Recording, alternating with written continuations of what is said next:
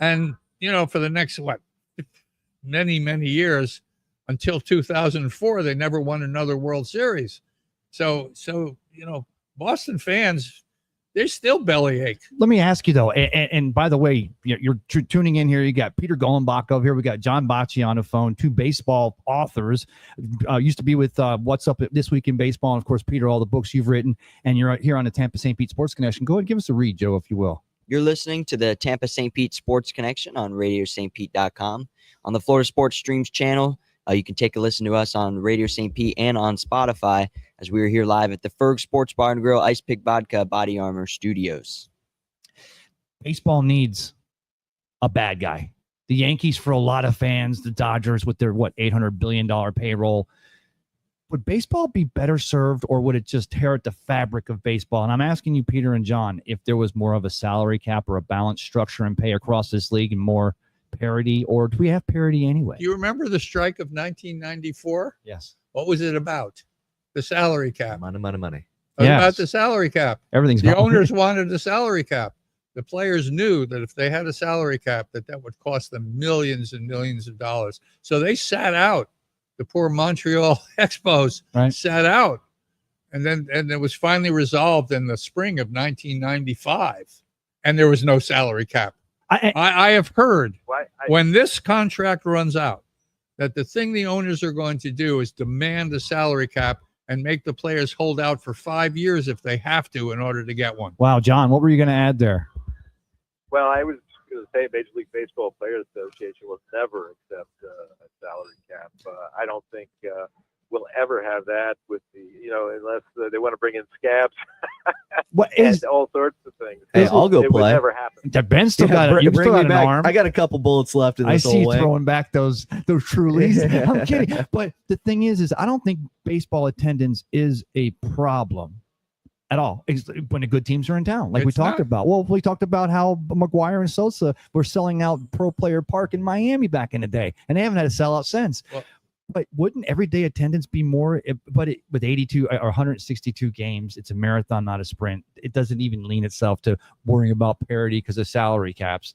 I just think maybe a lot of fans that don't go to games every home game would be like, we got a great chance. We got a great pitcher on the bump. We got this and that. Maybe it generates interest, or do we think it would have any kind of difference in the gates? What are you asking? We should have fewer games? With the salary cap? No, I mean, because it's like, unless it's the Yankees or the Red Sox over here in Florida and one of the teams are visiting, your Blue Jays just don't sell. I mean, they go on the road. There's a lot of people. But if it was more of a paradise Blue Jays don't sell to who? What are you talking about? Well, they sell in Canada, but they don't sell down here. Those are the games where there used to be 300 people across the street and a service dog for those Thursday night Blue Jay games. We draw plenty of fans. We draw enough fans.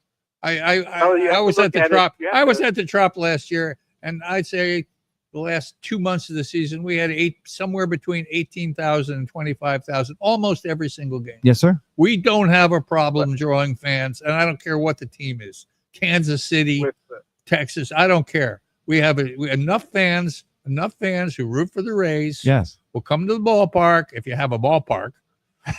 you got to put that in there. You got to have a ballpark first. I mean, this ballpark in Tampa is ridiculous. I mean, it's just ridiculous. It's not a home field like you posed last week. No. I mean, why don't they fix up the Trop right now so that it'll be ready in August?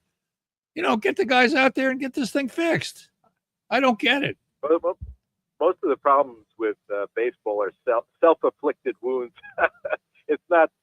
I mean, baseball draws more because there's so many games. I mean, they draw. The accumulated total is much more than the NFL. It's just NFL, as it should be, of course. Beast. Yeah, it's become a television beast. But it's self-afflicted. I've worked for all the professional sports leagues, but with baseball, I don't know. It seems to be more than any other league. Is that a lot of the problems are self-inflicted. The owners, not being able to figure out how to manage their team's salaries. You have guys who that's true. You have that discrepancy between. But that's I don't see them creating artificial barriers to how much you can pay a guy. Being the way that you're going to solve that problem. You look at who's doing well right now. and you look at all the different salaries, and it's a melange. I mean, some teams, are like the Dodgers, pay a ridiculous amount of money. Some teams are like the Rays. They pay, not very much, but they're still among the top 10. Yeah. We're still competitive. Oh, absolutely. We've been there year in and year out in the playoffs, even with our small budget. I don't think the small budget's really an issue. I think it's more of an issue towards fans where you go out and you spend $250 on a jersey and that guy's gone tomorrow. I think that alienates fans a little bit here in the Tampa Bay area. Yeah, when are they bringing Randy Rosarina back? It's still Randy Land, by the way. It has to be. It should be. 162 still there. Evan Longoria retired already. Well, 160. Yeah, that's him. And there was in the right field stands. There was another player who we had. Wade Boggs. No. He had a funny nickname, funny name, and the fans in the right field stands loved this guy. Absolutely loved him.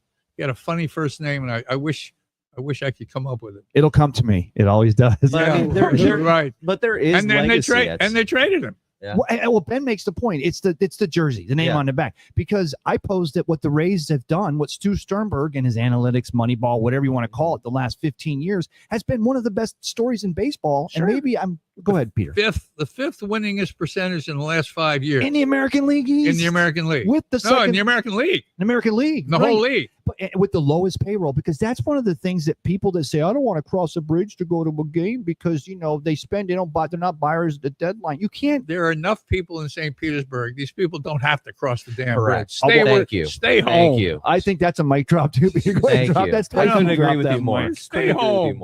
There are going to be enough people in St. Petersburg that they're going to fill the place. John, do you have something to add? I hear you chuckling on the other side. John Bocci is joining us also. The New York Yankees are in first place in the American League East. They have they're just ahead of the Rays by six games, I think, right now. So, the Rays have been dramatic overachievers, I guess, in one sense, because they've been able to do it with, their particular style. Well, somehow, the Rays have great pitching. They've had great pitching for years. Great pitching. I don't know what it is about their minor league system to develop the pitchers. Isn't it great? But they have pitchers and pitchers and pitchers. The problem with the Rays is they use these pitchers after, say, 2 years to trade to get other boring hitters. Mm-hmm. You get a guy like Morel. It's like, who the hell is Morel? Right. He hit 3 home runs in Chicago. He's going to come here and be our savior. Right? Yeah. Or something. So the problem the Rays have is their pitchers are fabulous, and they get rid of them too soon. Mm-hmm. Because they need to get rid of them to get, hitters who can, Well, they keep priming the pump to get more future development being pitchers, but you're right. They're not spending the money on the bat. They don't. Which is. Longoria was one guy you could name. Yeah. But if I said to most fans, name a second Rays player in the last 10 years, most fans couldn't name that guy. Yeah. Who? They're probably going to say Carl Crawford. BJ Upton. Crawford, okay. BJ Upton, but he had speed. He could pop it. Okay. But the hit show, Vinny Castilla. That was 25 years ago. I'm sorry. Go ahead, John. Well, I got to throw in. I think the Simpson, Chad Simpson. I've seen him a few times, and I think back at this guy reminds me of somebody, and I couldn't think of it. And maybe I don't know about you, Peter, but it reminds me a little of Mickey Rivers. Like this guy has unbelievable speed. And nobody is like Mickey Rivers. I'm sorry. No, this guy is not like Mickey Rivers. I think John just had a mic drop on the other end. I once interviewed Mickey Rivers for 15 minutes, and I played the tape back, and I literally couldn't understand one thing he said. So he talked like he was a real fast talker, and syllables ran into vowels and I don't know. He was wonderful, but. So let me ask you guys, and I know you're a big fan. Well, you're a Rays fan, baseball fan, but now they've won the last 2 home series. They won 4 out of 6. 5 out of 7. 5 right? out of 7. And they get game 1 against the Blue Jays last night, going for one. If they've started to turn this, and John, you alluded to this, because the Rays are the 3rd worst team from the bottom in the American League, but they're still within 4 games of the Yankees in first because it's still so bunched up. They're still trending where they usually trend this time of year in the middle. Every team in the American League East has its deficits. Ooh. Every team. Yes. I thought Baltimore was going to be spectacular because of their hitting. Their pitching is falling apart.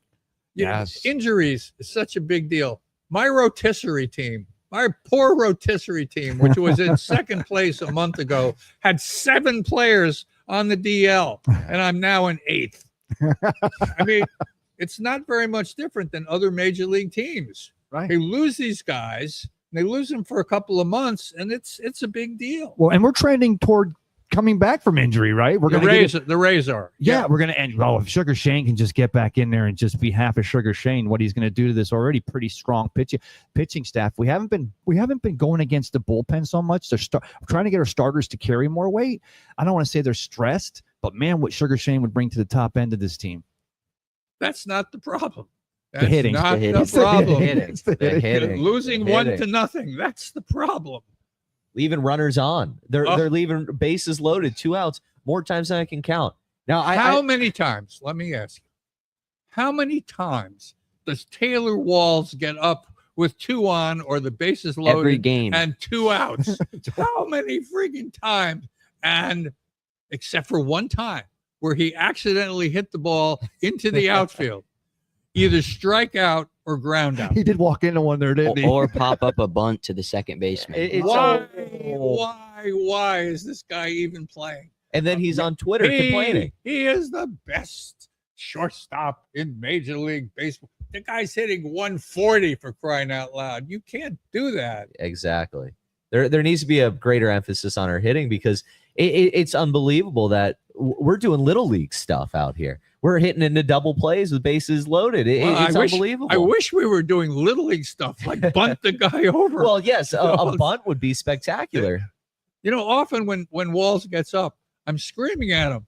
You got runners on first and second saying 1 out. Yeah. It's like bunt for a base hit. You got third Do baseman something. playing all the way back. Give Sure. a good strong push bunt. Drive a guy in. Hey, I got Small ball still works. breaking news here. Little breaking news. 2 of the Rays games have been rescheduled or pushed back because of a little bit of interaction with the Buccaneers this upcoming season. The Cards Rays game, which was actually originally set for 7:05, has now been set for the August 23rd. Has been moved to 7:35. And then, of course, TJ Reeves was talking about the Rays Red Sox game was interfering with the Buccaneers hosting the New York Jets. So that the Rays Red Sox game's been moved to 12:10 from 12:10 to 7:35 that evening to compensate for the Bucs. Go Jets game to a that day. Rays game. You're gonna have a lot more fun than seeing the Bucs beat up on the Jets. Go to Are you both. kidding me? Go to both. It'll be in the Go same to parking both. lot. You're gonna be to Rays both? game. You're gonna come back from Orlando, go to both, Joe? Mhm. All Got right. to. That's a date. A mail date. I mean, Peter, any thoughts? Yeah, the traffic. Are you gonna Oh, go? the traffic's gonna be abysmal. If I give you a ride over and put you in a luxury, maybe you've already been there. Are you going to go over to the Stein? You're going to go over there? Or are we just going to watch them from a distance, still supporting our team, but ready for them to come back over here next year? I don't know. My friend keeps pushing me to go to these games. Hey, Peter, you and I are in the same boat. I'm not going to go to a single game at Steinbrenner Field. I feel like it was one big middle finger to all of Pinellas County by going over there in the first It place. certainly was. I mean, Well, you it have certainly 2 was. wonderful ballparks here. I know. You have with the Threshers and the Dunedin Blue Jays, 2 parks that you could use to put people in. I know that there had to be renovations done to Steinbrenner, but there's no reason why you couldn't stay in Pinellas County. It would be goodwill towards the county that you're trying to get money for a new stadium with. Why do you go to Tampa? It's a big middle finger. I'm going us. to Tampa because of those 2 ticket vouchers. And John, I'm going to ask Sure. you this question. They're having a garage sale next Saturday. They're going to get rid of all the musty and moldy stuff that's been sitting around since Milton. But you $20 of money goes toward the Rays Foundation, which is going back into the community. And they're going to give away 2 free vouchers for that game. Do you look forward to going over to Steinbrenner Field to see the Rays play, John? Or is that just something that's like, it's a small stadium, especially now it's getting a little bit hotter every day?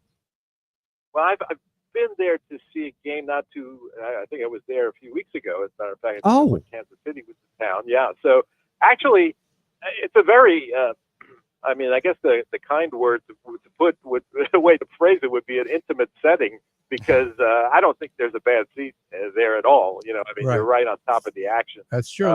There's no complaint about that.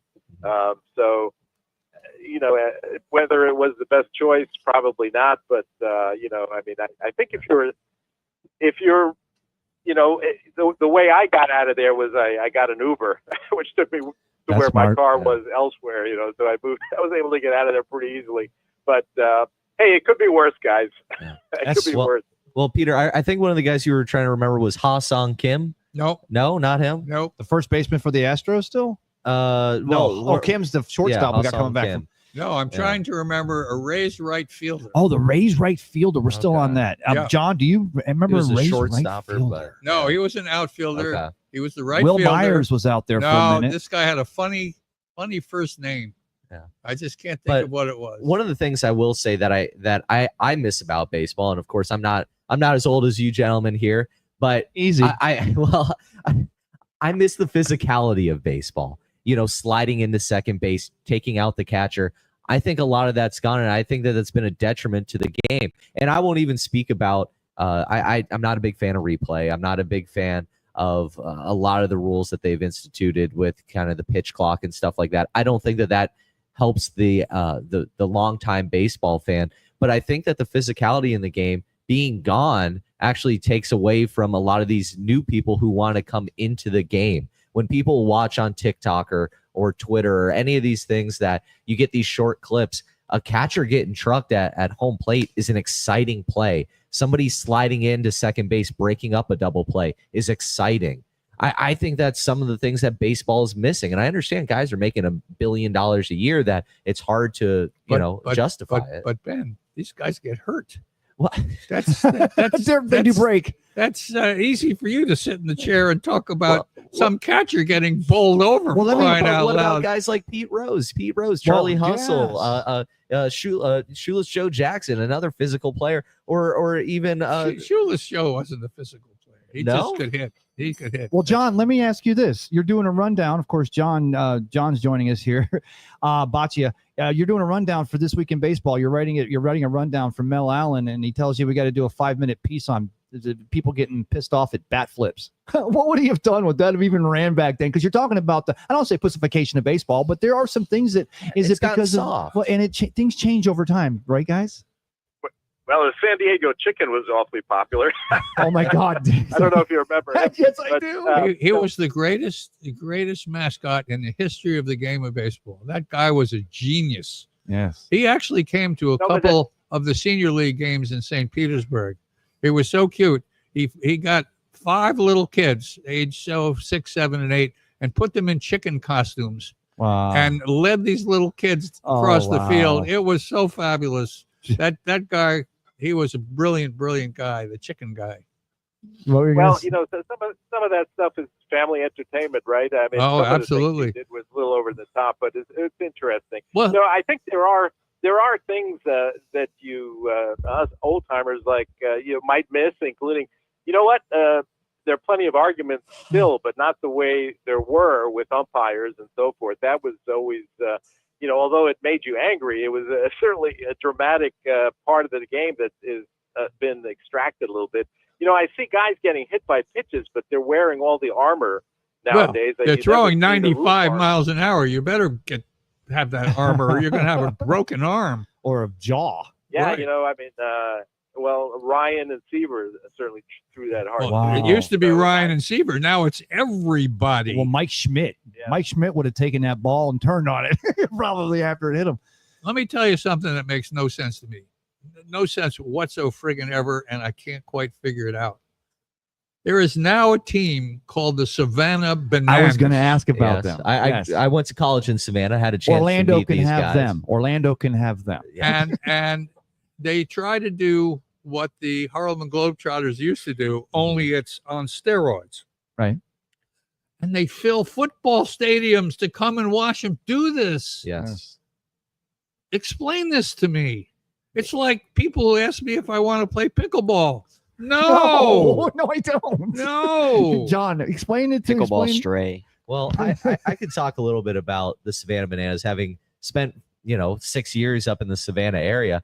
It's a nonstop party at these games. The music never stops. There's all these zany rules. If they hit a foul ball and it lands in the stands, you catch it, that's an out. If they strike out the designated donut guy, everybody in the stands gets a donut if they strike this guy out.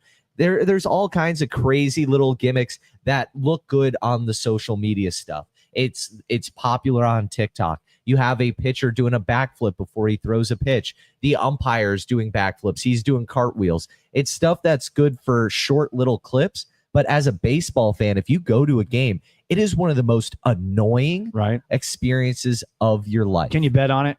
No. Then that's it. No, I'm kidding. But they try to say, well, 58,000 people went into Raymond James Stadium to see this one-time event. It's a one-off, and it's not doesn't mean they're baseball fans. But if it doesn't matter, it doesn't matter. 58,000 people doesn't matter. Why? Steven Souza. Yes, Was that the right Steven fielder? Souza? Steven Souza? No. Okay, not Johnny Gomes. No. But no, he's got a funny first name. I'm looking for it, Peter. But I still think that, let's talk about Negro League Baseball. You have the Indianapolis Clowns, a team that would do shadow ball, a team that did a lot of different gimmicks, but were still competitive. Whereas the Savannah Bananas, it's unrecognizable from baseball. I think that if you have a team like an Indianapolis Clowns type of team where they're doing this stuff where people actually thought that they were throwing around a ball so fast that they were actually doing something during shadow ball, I wish that they would embrace more of that tradition. More but they so drew 58,000 people. You can't ask them to do something else. They drew 58,000 people. I gotta lean on John here. John, give us one of your. It doesn't have to be Mel Allen. It's This Week in Baseball. Give me a good story. Give me a good story. Maybe one week you were putting together a show and you just had such a great time or such a great experience for me, please. Well, we were recording the radio show one particular week, and Mel Allen could be demanding. When you're working with him, I'd write the script, and he wouldn't see anything. He'd come in and he'd sit down, and then he'd start going through the script. And because of his legal background, he would look over every single word and just kind of, hit you with all these things that maybe were important, maybe they weren't, but they was just going into the detail of the script. And he would record it. Then eventually he would probably relent and just read what you had. So one particular day, as Mel was reading the script, all of us in the studio, I think it was the engineer, myself, and a few other people, we walked out of the studio as he had his head into the script, and he was reading, and he did a great job. And he went through the whole script. He looked up and he said, "Where'd everybody go, damn it?" Were you guys recording that? Unbelievable. No, I have one more story for you. Please. Mel, University of Alabama, he was actually an adjunct professor at one time, and he taught a course in oral communications at the school. And, he took it very seriously. And, years later, decades later, as a matter of fact, he found a great book, or what he thought was a great book. He picked it up. He was looking at all the people who were in the class, and he was looking at some of the names, and his name was, he noticed his one name, Paul Bryant, was in his class. And, of course, famous coach Paul Bear Bryant was in his class. He looks at next to his name, and he said, he sees an A there, and another A, and another A, and he said to himself, I don't remember him saying anything. I don't remember him being a very good, articulate, and he was actually quite quiet. He was known for his bear-like speeches during the press conferences. He uttered a few words here and there. But Mel, after looking at it, he realized that the A stood for absences. Oh. So Bryant didn't attend most of the classes. Well, see, I saw a picture where they were in the White House with John F. Kennedy, and Bear Bryant was there, and Mel Allen's in the back over to the left. And I'm like, what's the tie in there? Probably, other than the fact that he was one of the greatest voices in baseball. Give me, guys, because we're running out of time, and I can't believe it's going so fast. Give me some of the names, some of the people we over the years listening to. Callis, just announcers' names, people that stood out for you guys growing up or in your heydays when you were listening to these games. Well, Mel Allen, of course. Mel Allen, Red Barber, New York, Red Barber, Phil Rizzuto. Well, I was, one of the aspects of my job is I got to work with a lot of guys, including Scully and Callis, Harry Callis, and Red Barber, and all these famous baseball broadcasters. Joe Garagiola. Harry Carey. Don't forget Harry Carey, who was right at the top. Yes, Harry. Well, what did it mean? Right. You guys are both Rays fans too. What did it mean for us to have Todd Callis when we had him here doing the game day in stadiums and stuff? I'm from New York. It didn't mean a damn thing to me. How about you, John?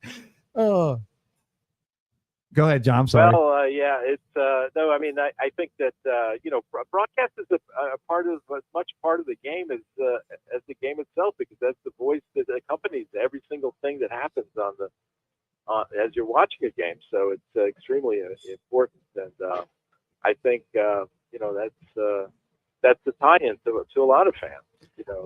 Mets fans think of Gary Cohen for the last number of decades, and Yankee fans. Ralph think of, I Kiner. guess, Ralph Michael Kiner with the Kiner. Mets. Ralph Kiner. right. He was something. So, yeah, I think I have a reel somewhere of all his bloopers. Oh, I bet that's a good reel. And I refuse to play. I won't pay for FanDuel. And it's just because we can't afford it. No, my wife, she said FanDuel or Netflix. And I'm like, So I listen to all the Rays games on the radio. And I also listen to Gene Deckerhoff and the Bucks games on the radio, because I've learned, even though the visual's nice to see it. In fact, I'll give you guys a little bit of advice. If you ever have a chance, stream the game on FanDuel and then listen to the radio. The radio is about 5 to 10 seconds ahead of the television. So you could be doing housework and you'll hear drive deep, and you go in, and by the time you get into the living room, you can actually see the play live. But I love it on the radio. Do you guys still catch it? Well, or for a lot of fans that don't, shouldn't they? I have to say one thing about that is that it's a subtle art to sync this phone to the television. You can do it, but you have to spend some time syncing it up. You have to pause it a little bit, then you get a perfect sync. You're a production guy, though, John. You know these things, so you got to show Peter and I and Ben how to do this stuff. Go ahead, Peter. Yeah, the greatest I don't know, $10 a month I've ever spent in my whole life is for Sirius radio. Yes. And the beauty of Sirius, of course, is that when I'm driving in the car, I can listen to the Rays games. Yes. And, I love Rays on the radio. Andy Freed, Neil Solon. And poor Dave. Dave Freed, yeah. Dave. Yeah. Poor Dave. Yeah, and even Chris Adams ball. Then he's joined the team now. He does a fourth inning trivia. But yeah, Dave Freed. Andy Freed. I'm sorry, Dave Wills. Dave Wills. They do a very nice job on TV too. They do a very nice job. How about you, Bendy or John? Do you catch any games on the radio, or are you just a television guy because you worked in television? I've always liked radio. I think baseball is perfect for radio. I think it's one of the few sports that you can listen to it a lot. I mean, I listen to 102.5 The Bone all the time. That's one of my favorite talk radio stations to listen to. They have Lightning games on. They do a fine job with the Lightning and all, but you don't feel the same magic that you feel from a baseball game on the radio. You have a lot more time for guys to kind of pontificate and talk about what have you, and it's exciting to listen to it. It's like you're a part of the game. It's like you're a part of the broadcast. You get more of the stories. Yes. And of course we're joined by John Braccia and of course Peter Golenbach, and that's what we're about, is the stories. My wife wants you to plug my book a little bit. Let me see the book, because I got it on camera, and I said, The Whispers of the Gods. You took all of the books that you'd written, all of the hundreds of tapes, the thousands and thousands of miles, Whispers of the Gods. And I read this last year, Peter, and the first thing I thought, I told you this, is that I don't know if you were reading my mind. I said, this needs to be so I can do the pig ears, and I can take this on the beach. I can keep it wrapped. This is a summer read, and it's great stories. It's called Whispers of the Gods. It comes out on paperback. And John, how about you? Do you want to get anything before we get out of here? I don't want to leave you remiss if you wanted to share where anyone else can find. Maybe they want to read about Augie and that fantastic story. What was it? From the Gulag? From the Gulag? Stalag Gulag. Actually, you can go to augiedonatelli.com and you can see there's a lot of background stuff there. So you can visit the website and actually you can order the book from there. And he was big, of course, baseball umpire after he was a prisoner of war. The very first issue of Sports Illustrated magazine. The magazine cover. Eddie Matthews is batting, and he's the umpire. That's epic, that picture. Yes. The way they took it from the angle where they got the mound and they coming down. And he was also very implemental in getting the umpires union together, wasn't he, John? Yeah, he started off as a coal miner, actually. He spent a lot of time in the coal mines. And as a very young man, he was involved with helping to unionize that profession, because it was he made about $2.50 a week, I think, or very little money. It was you belonged to the mines, right? So he went from the mines to World War II in B-17 tail gunner, Nazi prison camp, where he actually umpired his first game. It was a softball game during a slight recreation time that they had at that point, and so that was the first time he actually umpired anything. And he gets And then, back. I'm sorry. you know, Go ahead. not so many years later, he was found himself. He was scouted actually by Branch Rickey, who spotted That's him crazy. doing a minor league game and said that guy looks like an umpire. You know, he Oh, he's able to big. move very well. Yes. Yeah, and so He- it was a time when people knew all the umpires. You know, you knew all the Absolutely. names, Al Barlick, and so it was Absolutely. like part of the game. The Yeah. fabric, literally part of it. And of course, again, Mr. Barry right over here in Bay Pines, because he moved to St. Petersburg because of the veterans, and having been a veteran himself. And on his Memorial Day weekend, I'd be remiss if I didn't mention that, you know, everyone gave some, but some gave all. And let's remember that this Memorial Day weekend. Any Memorial Day weekend stories before John and Peter growing up? There's July 4th, there's Labor Day, Memorial Day, Mother's Day games, but any Memorial games, things that stand out? Yankee doubleheaders. Yankee doubleheaders. Okay. I prefer the Mets. I'm kidding. I was born in '69 in Staten Island. It's in my fabric. It's There in the you go. fabric. Go ahead, man. Oh, wow. So, Peter, where can we get your Yeah. book? I know it's on Amazon. Can we also get it at Tumblr Books? Is it going to be there as well? I suspect it will be a ton of Wonderful. books, and Barnes and Noble. I think they're still open. Yeah. When I get my paperback, I already got the hardback, but I get the paperback and the Bronx Zoo. I'll bring them to you. I get the sign. Okay, just want to make sure. Absolutely. How about you, John? If I get Augie's book, and I already said I'm going to visit Sunday. It's the kind of thing I do every Memorial Day. They open up the cemetery and they have a little service out there, and I'm gonna look for Augie's burial site there. But if I bring the book out to you, I get a signed book from you there too, John. Eh?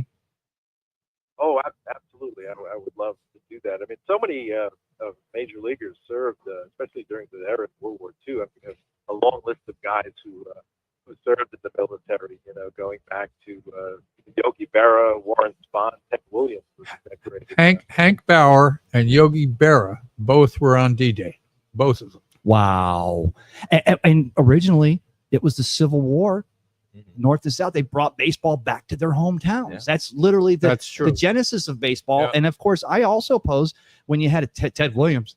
He didn't take anything lightly. He was he was flying. But when baseball players would be serving, they could also have a game on the base. You couldn't break out an NFL game. The first photograph of baseball being played was actually in Savannah, Georgia, at the fort there. There's a photo of the troops all lined up, and in the background, you see them playing, an old style version of Yes. baseball. Yes. It's integral that war and baseball have gone alongside, where the people who have fought in these wars are also the same heroes that we see on the diamond. Yes. Well, you've got No, baseball very in good. Japan because of all the Yeah. servicemen who came to Japan and played it there. Go ahead, John. One of the during World War II, there were instances when the enemy disguised themselves as U.S. Citizens, and oftentimes, actually, when there was doubt, they would ask a potential spy a question about baseball, and if you had the wrong answer, you would be exposed. So, there were instances of that happening. That's true. Who are you a fan of? I love the Seattle Mariners. Shoot them. I don't know what he's talking about. They've had two players. Guys, I thank you so much. Thank you so much for joining us here today. It's been a great. We did a little bit of prep prep sports at the top, but we did stay baseball. And you know what? It's starting. The summer's really working its way in here. We're gonna get the Certainly Rays is. back home where they belong, and the old gray lady next year. Peter, you and I are gonna go to a game together. Absolutely. That would be my pleasure. John, thank you so much again for joining us, and appreciate you both coming on here talking sports with us today. Appreciate it, guys. You did a very nice job. Thank you. Thank you. My pleasure. Shout out to Mike Rickard, by the way. Oh yeah, We haven't even mentioned Mike. Of course, he's still on a 15-day DL. It might go to 20, but yeah, he's trending toward getting back in the starting rotation again. Peter, thank you so much again. It was an honor. Go ahead, Joe. Give us a little read here before we get out of here. Yeah, so thanks everybody for tuning in to today's episode of the Tampa St. Pete Sports Connection from Ferg Sports Bar and Grill. From Michael Lords, Peter Gollenbach, John Beckera, and Joe Boudreau on the controls. I'm Joe Geiger with Ben Botham Wait, hold up. and Ray Kennedy. Don't end us yet, because I want to remind people every Rays game is a home game here at the world famous Ferg Sports Bar and Grill down here on Central Avenue, just below 16th Street in the Edge District of St. Petersburg. Go ahead, Joe. Filling in for Mike Rickard back home. Thanking you for listening to the Tampa St. Pete Sports Connection. Tune back in next Saturday and for our shows on Tuesday, Thursday, Friday, and Saturday. Have a great weekend. Wishing you and your families a fabulous weekend. God bless you. God bless America. And as always, be sure to have a championship week and have a safe Memorial Day. Bye-bye. There you go.